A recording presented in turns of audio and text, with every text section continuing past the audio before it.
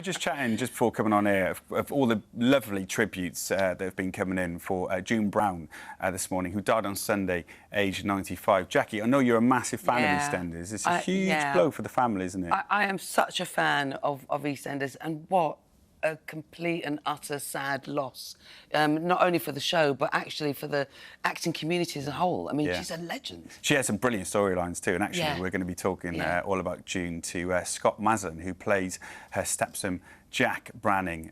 We'll chat to Scott in a few minutes' time. Yeah, and in honour of June Brown, we're going to be looking back on her incredible EastEnders career in around 35 minutes. And what a career it was. Absolutely. So we know you love EastEnders. We know, like many people, legendary actor June Brown died aged 95 on Sunday. For over 3 decades, she played the iconic Dr. Cotton, one of the best-loved EastEnders characters of all time. And we're joined now by one of her castmates, Scott Maslin, who plays Jack Branning, Dot's stepson.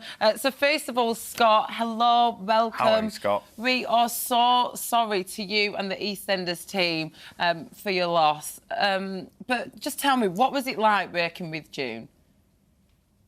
Well, listen, thanks so much for having me and giving me a platform to speak about what I feel, which is, like most of the nation, actually, sadness, because you just think June would go on and on and on. You know, she's kind of like a timeless character, really, but such a powerful and intelligent and lovely and gorgeous and strong individual.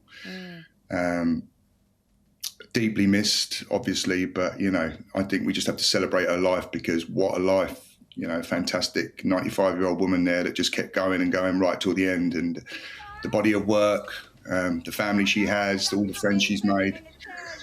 You couldn't ask for much more in her life. So, you know, it's a sad time, but equally, I just think we need to celebrate what a fantastic person she really was.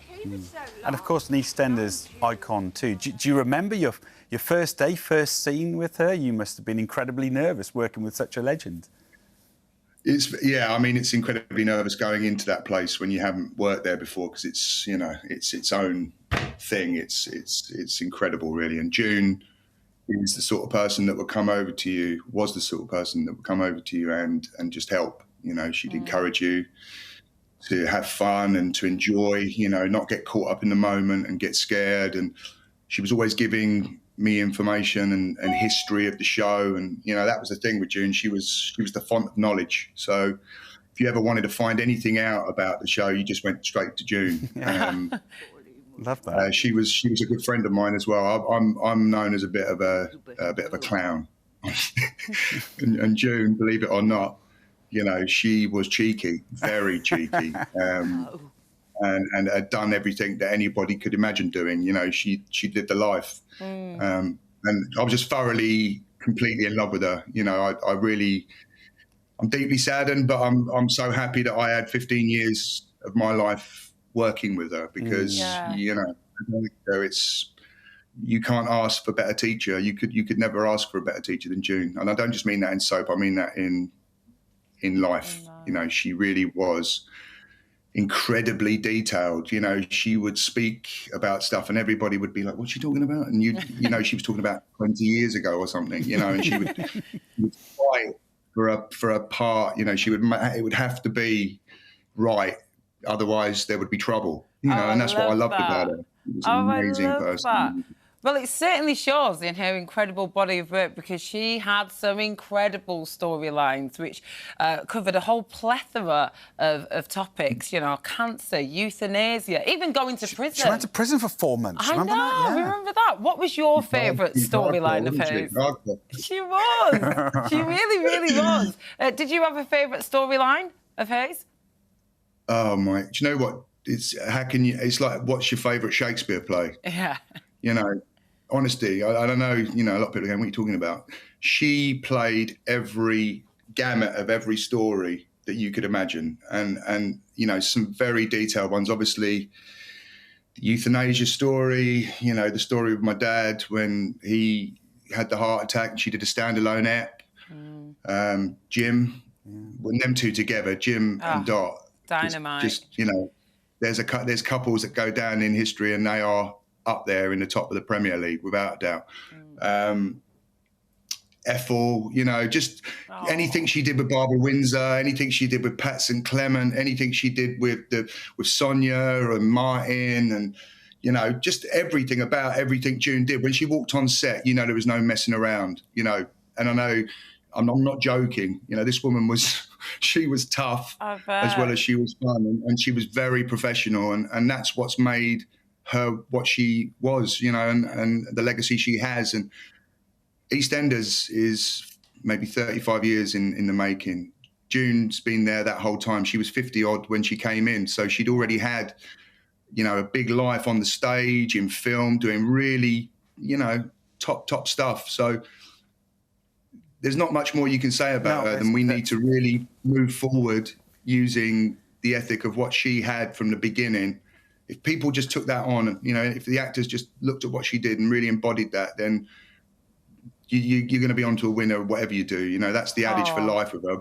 Not just acting, I think, just commitment in life and being, you know, switched on and never moaning. You know, she would moan, but not moaning about things. Just so much to celebrate. There is, actually, that's a really good point, because even Natalie Cassidy on the One Show last night, the beautiful documentary about her last night, saying the same thing. She's obviously a legend. We appreciate you coming on this morning, Scott, and like Adrian was saying, we send you lots of love at this time. Thanks, Scott. Lots of love. Yeah.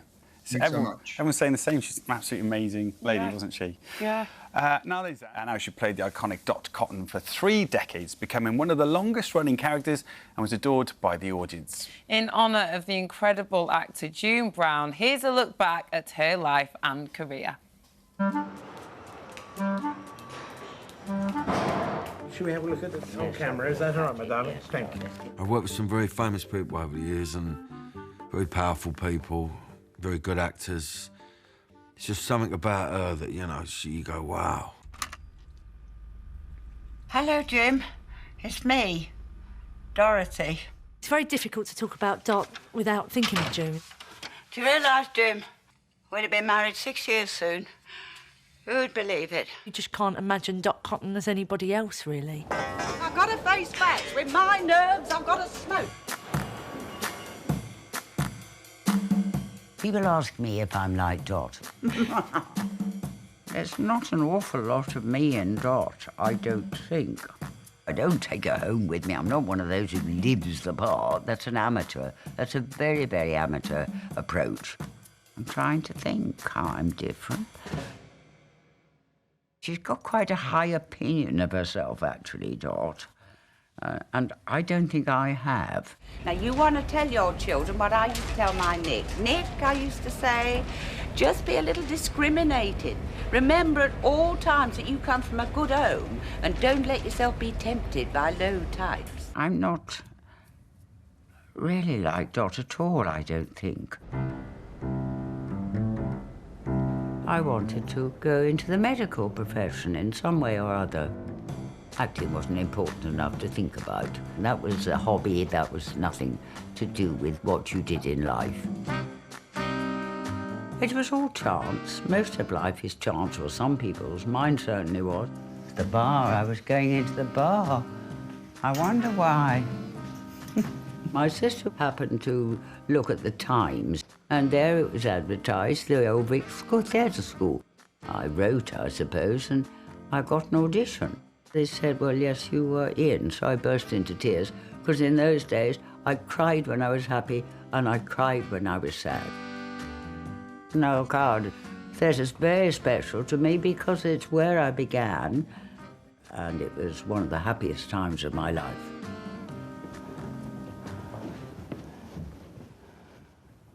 I wish it were September 1948, and I wish I were 21 again. I love the stage. You see, it's alive, this theatre. It's had live words spoken in, live reactions. Everything's been live. I just want to act, you see. I really do.